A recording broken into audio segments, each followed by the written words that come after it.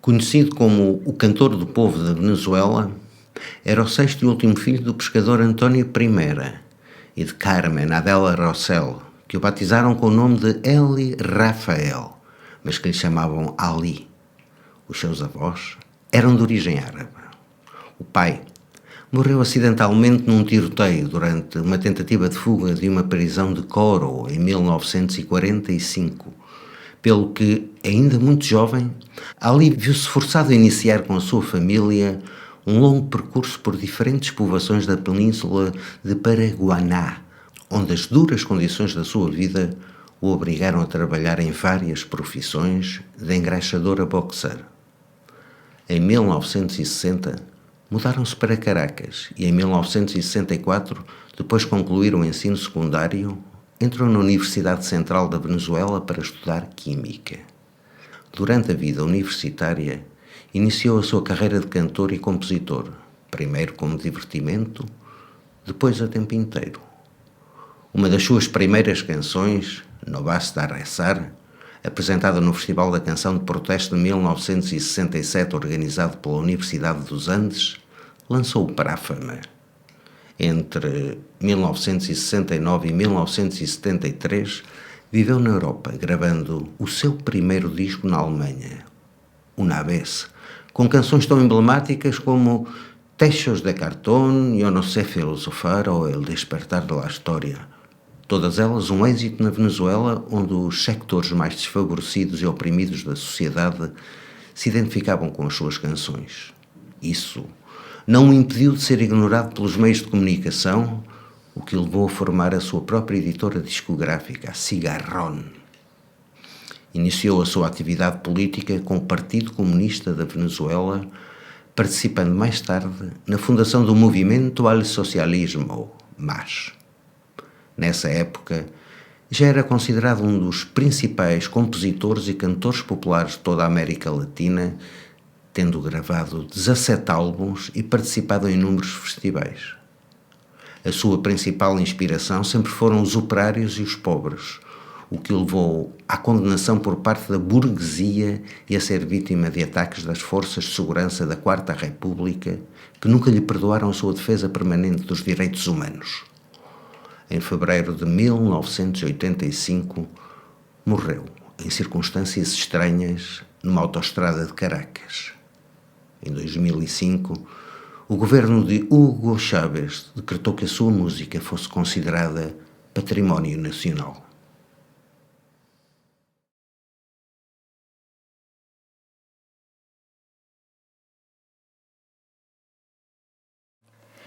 José Afonso, um dos expoentes máximos da arte e da cultura do século XX em Portugal. A canção Grândola Vila Morena foi adotada como senha da Revolução de 25 de abril de 1974, a Revolução dos Cravos, que pôs termo à ditadura salazarista fascista, 1926-1974, e à guerra colonial em Angola, Moçambique e Guiné-Bissau, bem como abriu caminho para a independência das restantes colónias portuguesas, Cabo Verde, São Tomé e Príncipe, Timor. A força das suas canções assentava numa voz poderosa e doce, nos temas da igualdade, liberdade, fraternidade, solidariedade, camaradagem e amor à natureza. Quando estava em liberdade, e mesmo quando estava preso pela PIDE, Polícia Política, as suas canções eram cantadas em coro em sessões e concertos clandestinos, em coletividades de cultura e recreio, fábricas, escolas, bairros, aldeias. Cantou poemas seus e de grandes poetas de todos os tempos. Granjeou a colaboração de grandes nomes da música e deixou-se contaminar por várias influências, nomeadamente por ritmos africanos. Visitou e viveu algumas temporadas em Angola e Moçambique. As suas composições contribuíram para o desenvolvimento da sensibilidade e para despertar cívico de gerações. Interpretado por cantores e cantoras de vários países, continentes e gerações, por orquestras e com arranjos de vários géneros musicais, estudado em escolas e universidades, José Afonso passou a última fase da sua vida em Setúbal, onde está sepultado e onde está sediada a Associação José Afonso.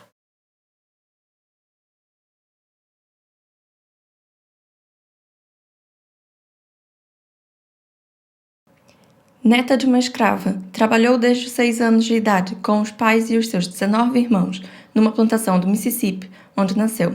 Foi cofundadora do Student Nonviolent Coordinating Committee, o Comitê de Coordenação Não Violenta de Estudantes, e do National Women's Political Caucus, a Convenção Política Nacional de Mulheres.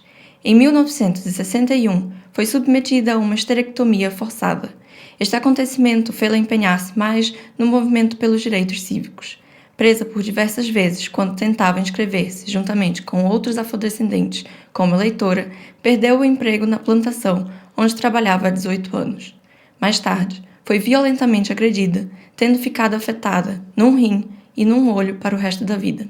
Teve um papel fundamental na organização do Freedom Summer of Mississippi, campanha que visava ampliar a participação política de afrodescendentes nesse estado marcado pelo racismo na década de 1960. Mais tarde, tornou-se vice-presidente do Partido Democrático da Liberdade do Mississippi, que representou na Convenção Nacional Democrata de 1964, em Atlantic City. Defendeu a causa feminista e criticou a política militar americana.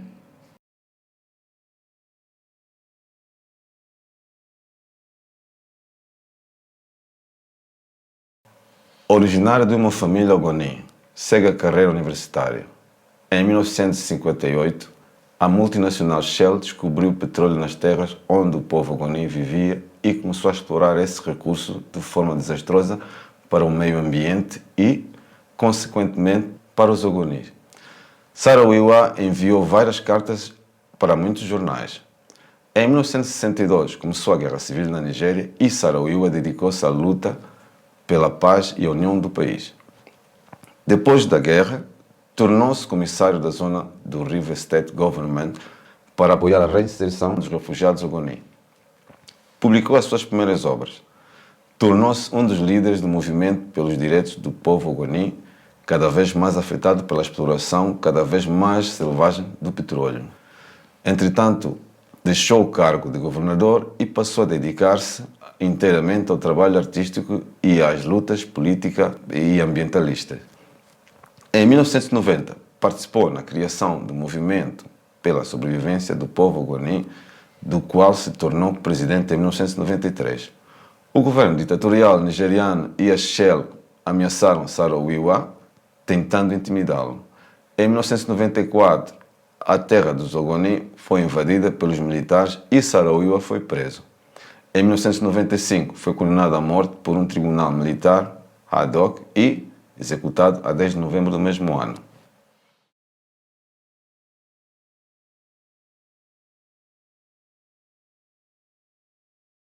Afro-americano nascido em Filadélfia, no estado de Pensilvânia.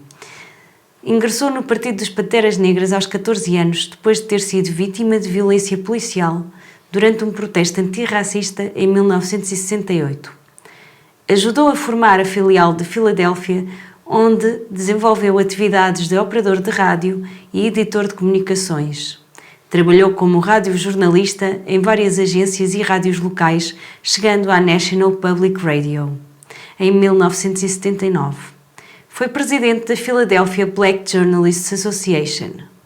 Tornou-se famoso, nacional e internacionalmente, ao ser condenado à morte pelo alegado homicídio do polícia Daniel Faulkner, em Filadélfia.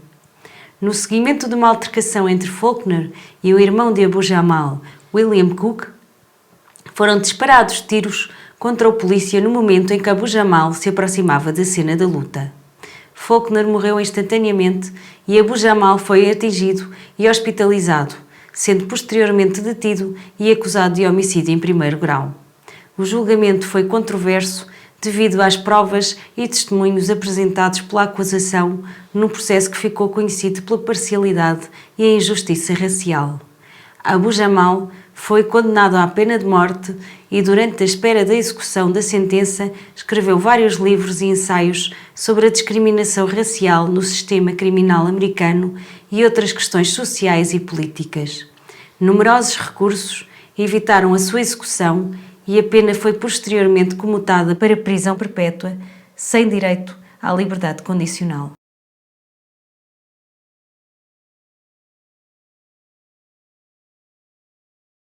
Cantora sul-africana, também conhecida como Mama África, e grande ativista dos direitos humanos e contra o apartheid. Começou a carreira em grupos vocais nos anos de 1950, interpretando uma mistura de blues americanos. No fim da década, apesar de vender bastantes discos no país, recebia muito pouco pelas gravações e nem 1 cêntimo de royalties, o que lhe despertou a vontade de emigrar para os Estados Unidos da América, a fim de poder viver profissionalmente como cantora. O seu momento decisivo aconteceu em 1960, quando participou num documentário anti-apartheid, Come Back Africa, a cuja apresentação compareceu no Festival de Veneza daquele ano. A recepção que teve na Europa e as condições que enfrentava na África do Sul fizeram com que Miriam resolvesse não regressar ao país, o que causou a anulação do seu passaporte sul-africano. Foi então para Londres, onde se encontrou com o cantor e ator negro norte-americano Harry Belafonte, no auge do sucesso e prestígio, e que seria o responsável pela entrada de Miriam no mercado americano. Através de Belafonte, também um grande ativista pelos direitos civis nos Estados Unidos, Miriam gravou vários discos de grande popularidade naquele país. Em 1963, depois de um testemunho veemente sobre as condições dos negros na África do Sul perante o Comitê das Nações Unidas contra o Apartheid, os seus discos foram banidos do país pelo governo racista. O seu direito de regresso ao país e a sua nacionalidade sul-africana foram anulados, tornando-se apátrida. Os problemas nos Estados Unidos da América começaram em 1968, quando se casou com o ativista político Stokely Carmichael, um dos idealizadores do chamado Black Power e porta-voz dos Panteras Negras, levando ao cancelamento dos seus contratos de gravação e das suas digressões artísticas. Por esse motivo, o casal mudou-se para a Guiné, onde se tornaram amigos do presidente Ahmed Sékou Touré. Nos anos de 1980, Makeba chegou a servir como delegada da Guiné junto da ONU, que lhe atribuiu o Prémio da Paz Dag Hammarskjöld.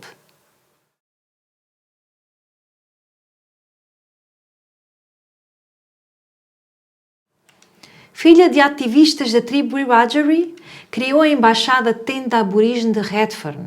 Em 2014, uma extensão da embaixada original liderada pela sua irmã Isabel Coe, continuando uma longa luta contra as tentativas de expulsão de aborígenes de Eunice Block 1970, bairro do subúrbio de Redfern. Esta é uma antecipação da vitória conseguida em 1972, quando os ativistas chegaram a acordo com a construtora responsável, garantindo a compra de casas por parte da Companhia de Habitação Aborígene. Esta zona tornou-se o símbolo aborígene, bem como um movimento combativo contra a gentrificação e o que apelidam limpeza social. A comunidade tem participado na recuperação deste bairro desde que a AHC começou a exigir a terra para investimentos comerciais, querendo desocupar a população lá residente. Depois de uma enorme luta da embaixada em 2015, a AHC recuou e o próprio governo investiu dos seus fundos e garantiu empréstimos bancários para a construção de 62 unidades a preços sustentáveis para famílias aborígenes.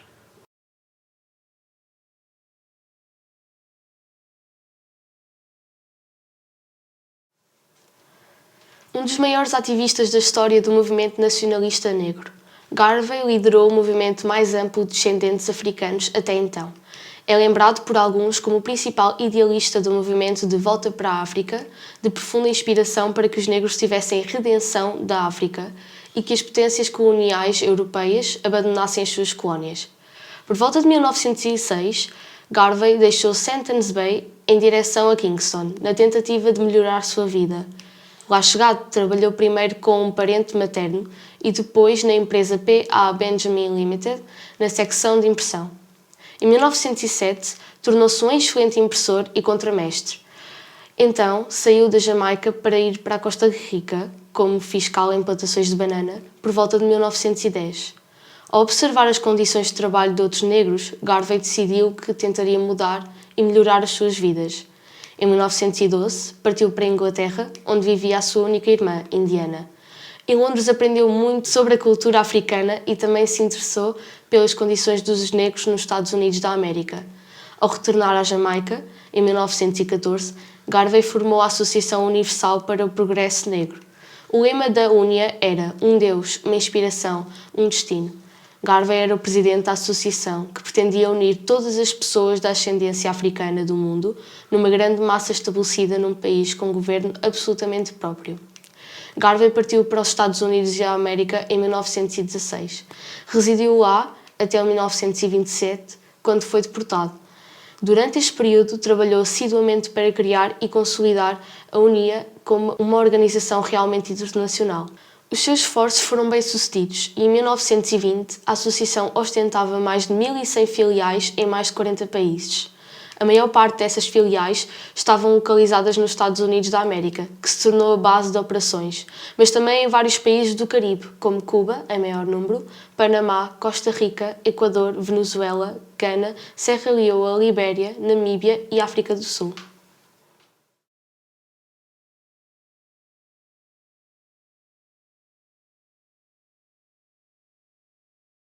Líder revolucionário camponês, personalidade de referência histórica. Foi membro destacado do Partido Obreiro Revolucionário e da Federação Departamental dos Trabalhadores de Cusco. Impulsionou a criação da organização revolucionária FIR e foi preso após a revolta camponesa de Chaupimayo em 1962. Viveu no exílio, no México, Argentina, Chile e na Europa, sem nunca se afastar das lutas do seu povo. Regressou ao Peru e foi secretário de Direitos Humanos e, mais tarde, responsável da organização, entre 1985 e 1990, da Confederação Camponesa do Peru. Participou na recuperação de 1.250.000 hectares de terras pelas comunidades indígenas de Puno. Também esteve presente no norte do país, nas rondas campesinas, e foi deputado constituinte eleito pela Frente Obrero, Camponesa, Estudantil e Popular, e senador pela Esquerda Unida. Atualmente participa nas lutas pelos direitos dos povos indígenas e em defesa da Mãe Terra, especificamente na defesa da água ameaçada pelas empresas transnacionais de mineração.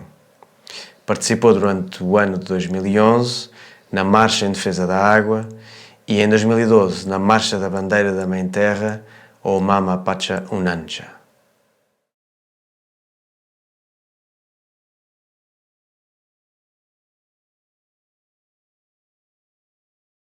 Cidadão português, nasceu a 1 de outubro de 1967 na cidade do Mindelo, em Cabo Verde. Imigrou para Portugal, juntamente com os pais, irmãos e sobrinhos mais velhos, a 2 de novembro de 1979, fixando residência no Barreiro, onde estudou. Cumpriu o serviço militar obrigatório em Beja em 1993. Depois de sair da tropa, estagiou como cozinheiro no hotel, onde aprimorou o seu gosto e jeito para a cozinha. Pouco depois começou a trabalhar como mecânico numa oficina automóvel, também no Barreiro. Era um jovem apaixonado pela família. Além da dança, nutria um grande amor pela natureza, principalmente pela vida animal. Foi assassinado por uma vintena de elementos da extrema-direita do Movimento de Ação Nacional, MAN, no dia 10 de junho de 1995, ironicamente, dia de Portugal, de Camões e das comunidades portuguesas.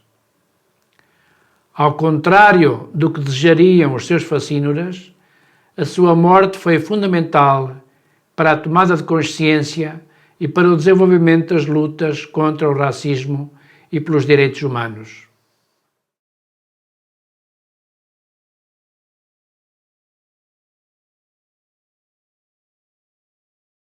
Depois de terminar os estudos universitários em Espanha, voltou a Marrocos em 1972.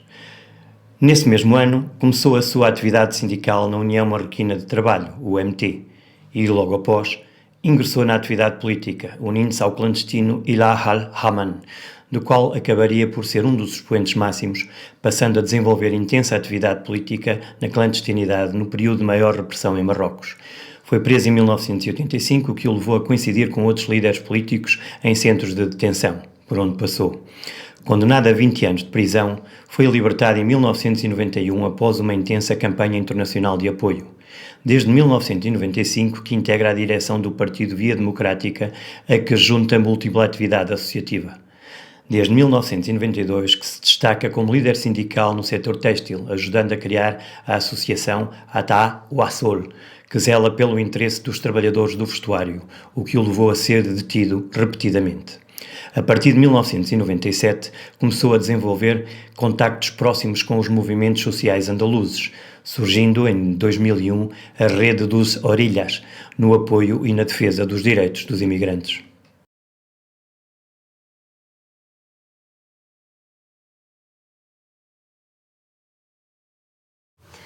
Foi fundador e primeiro presidente do MPLA. Em 1930 foi para Luanda, onde fez os estudos primários no Seminário de Luanda. Em 1948 concluiu os estudos secundários no Colégio das Beiras. Partiu para Lisboa nesse mesmo ano para estudar Filologia Clássica na Faculdade de Letras da Universidade de Lisboa. Juntamente com outros estudantes intelectuais de países africanos lusófonos como Agostinho Neto, Amílcar Cabral e Francisco José Tenreiro, criou o Centro de Estudos Africanos com o objetivo de refletir sobre assuntos africanos. Em 1954 partiu para o exílio em Paris, onde conheceu outros círculos africanos, relacionando-se com Leopold Senghor, Nelson Mandela, entre outros. Foi chefe de redação da conceituada revista Présence Africaine e, em 1956, participou no primeiro Congresso de Escritores e Artistas Negros. 3 anos mais tarde, participou no segundo Congresso, em Roma. Na década de 60, tornou-se ativista político e exerceu o cargo de presidente do MPLA entre 1959 e 1962 e o de secretário-geral desse movimento entre 1962 e 1972. Publicou Antologia da Poesia Negra de Expressão Portuguesa, 1958. La Poésie Africaine d'Expression Portugaise, 1969. Amílcar Cabral, Essai de Biographique Politique, 1980. As Origens do Nacionalismo Africano, 1997, entre muitos outros. Por ser considerado um dos mais importantes ensaístas angolanos do século XX e tendo sido o primeiro africano de língua portuguesa a elaborar textos críticos e estético-doutrinários sobre a poesia africana lusófona, o Ministério da Cultura de Angola decidiu criar o Prémio de Ensaio Literário Mário Pinto de Andrade. Faleceu em Londres, em 1990.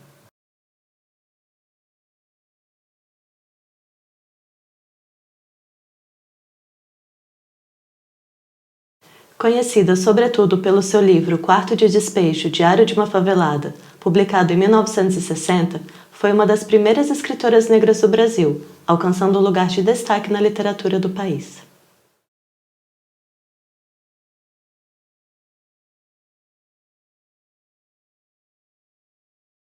Foi uma reconhecida militante revolucionária.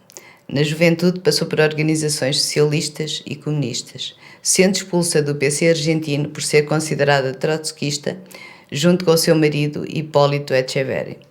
Mudam-se para Paris e depois Berlim, onde entram em contacto com grupos comunistas e trotskistas.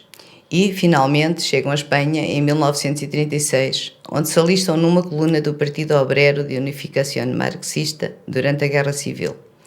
O seu parceiro morre lutando contra o fascismo e Mica foi escolhida e apelidada La Capitana pelos seus companheiros de armas, em cujas milícias não aceitou a divisão de papéis, combate versus assistência entre homens e mulheres.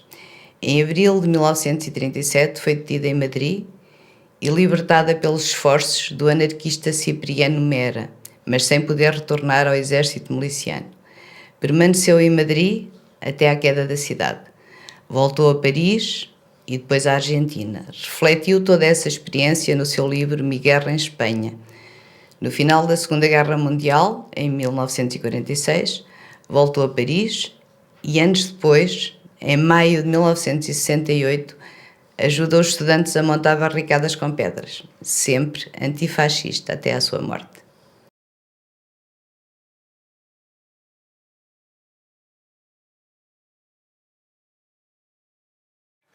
Berta Cáceres Flores era líder indígena do povo Lenca, ativista ambiental e dos direitos humanos e cofundou e coordenou o Conselho das Organizações Populares e Indígenas das Honduras. Reconhecida internacionalmente, ganhou o Prémio Goldman do Meio Ambiente e o Prémio Shalom. Foi assassinada pela sua luta contra as empresas multinacionais em março de 2016. As investigações indicam que a responsabilidade do assassinato se atribui aos executivos da empresa da usina hidroelétrica à qual a ativista se opôs. Graças à pressão internacional, a justiça honduranha sentenciou 7 acusados à prisão. Um 8º, Roberto David Castilho, que até agora foi acusado como o único mentor do assassinato, permanece detido, aguardando sentença. Não obstante, a família e a defesa de Berta exigem punição de todos os autores intelectuais do crime. A empresa DESA, empresários ligados ao setor elétrico, funcionários do governo e militares.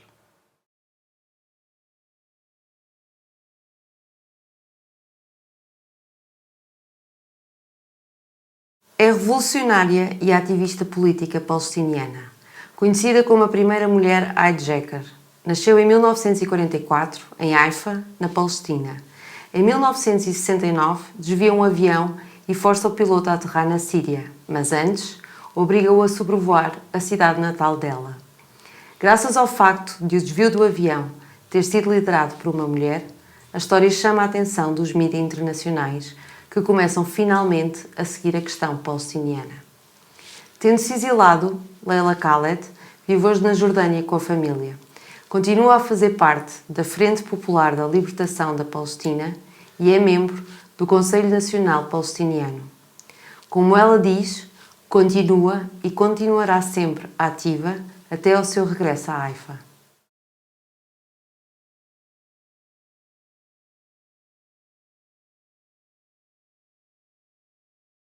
Jerônimo, ou Goialê na língua Apache, o que boceja.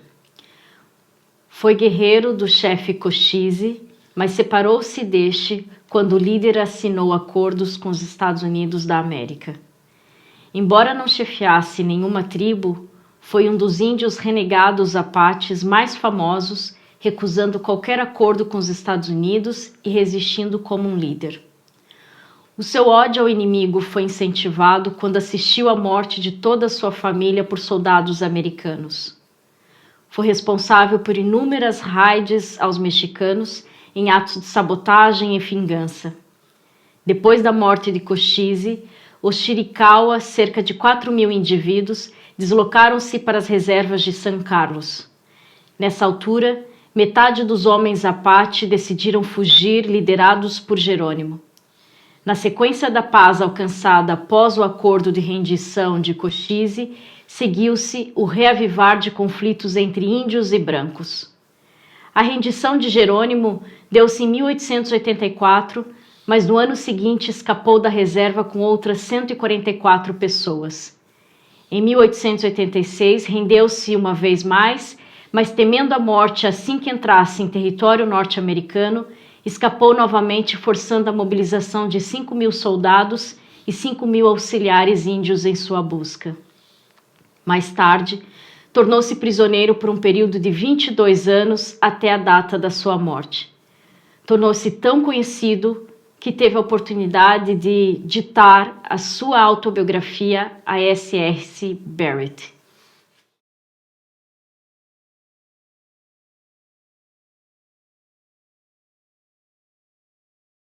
Conseguiu posicionar-se perante os camaradas homens e conquistou a liderança de Mustafa Barzani em disputas importantes, como a Batalha de Valzawiya.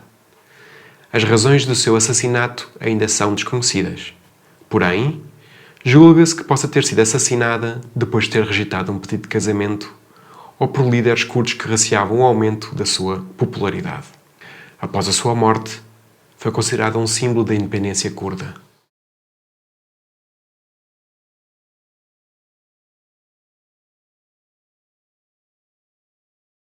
É popularmente apelidada de Rainha dos Bandidos.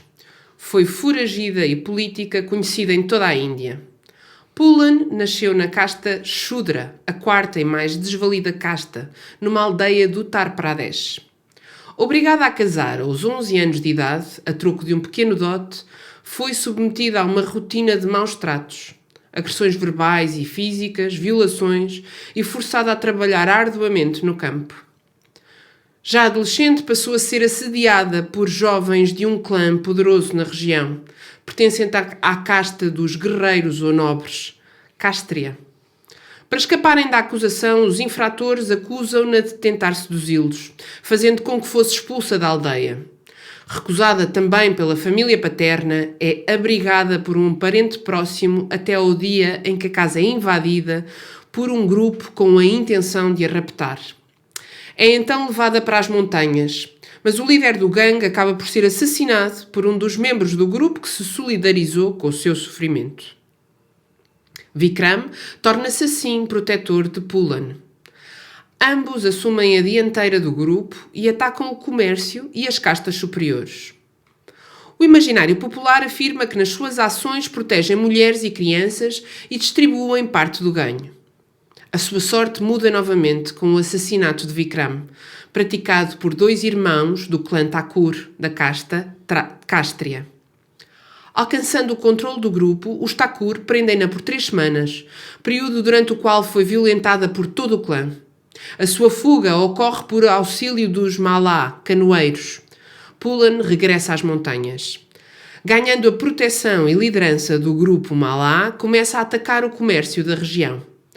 Pela sua ação, tida como violenta e justa, Poolen é cada vez mais estimada pela população à deusa Devi, do hinduísmo, que restabelece o Dharma através de uma epifania terrífica, na qual elimina exércitos de demónios.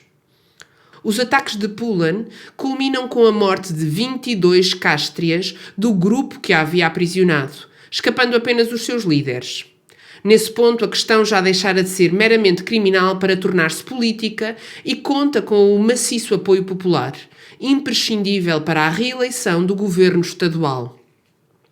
Por outro lado, o clã rival tem aliados no interior do governo, alguns deles ocupando altos cargos.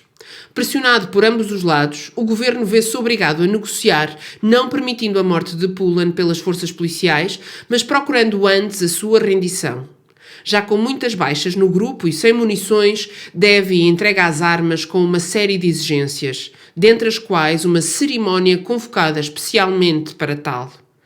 São cedidas terras para a sua família e todos os elementos do bando não seriam condenados à morte. Teriam também de conseguir casa perto da prisão. Ao fim de 8 anos, todos teriam um terreno para cultivar e viver. Devi aguarda julgamento em reclusão durante 11 anos, ao fim dos quais são retiradas as acusações e é libertada.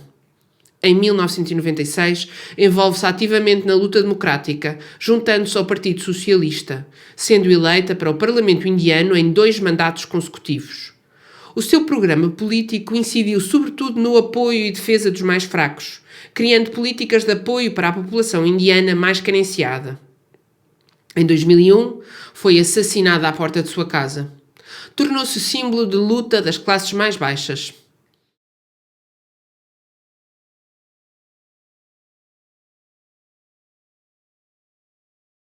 Nasceu na Guiné-Bissau, foi presidente da Associação Guineense de Solidariedade Social, a Guinense, e ex-deputado do PS na Assembleia da República, entre 1991 e 1995. Um dos pioneiros na luta pelos direitos dos imigrantes em Portugal e um ativo combatente nas lutas contra o racismo e a segregação das pessoas da comunidade. Passou por todos os organismos oficiais ou associativos ligados aos processos de legalização da imigração.